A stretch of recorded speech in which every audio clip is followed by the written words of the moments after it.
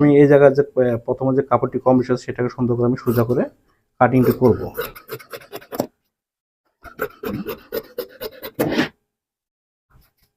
এটা সুন্দর করে হবে কাটিংটি হয়ে গেল।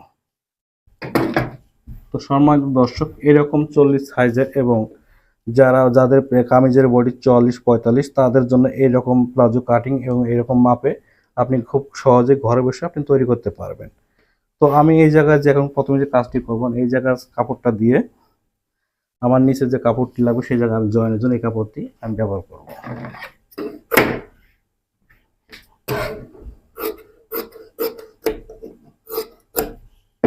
এটা আমি নিচের জয়েনের জন্য নিলাম।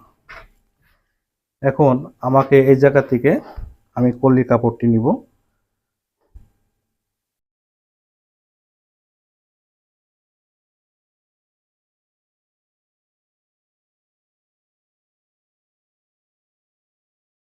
আমরা এই কলিটাকে ডাবল ভাঁজে সুন্দর করে কাপড়টি আমি নেব।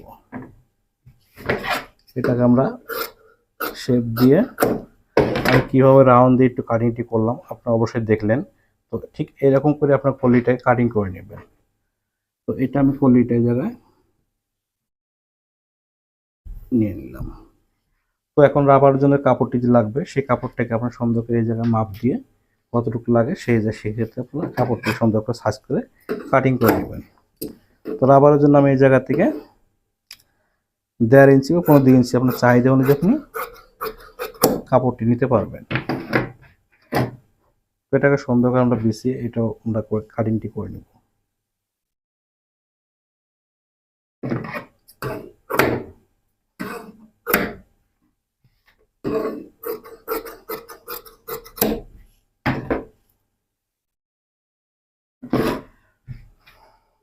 তো সম্মানিত দর্শক, আপনারা দেখলেন 40 সাইজের প্লাজো কাটিং কীভাবে কাটিংটি করলাম এবং কত সহজে কাটিংটি করা যায়।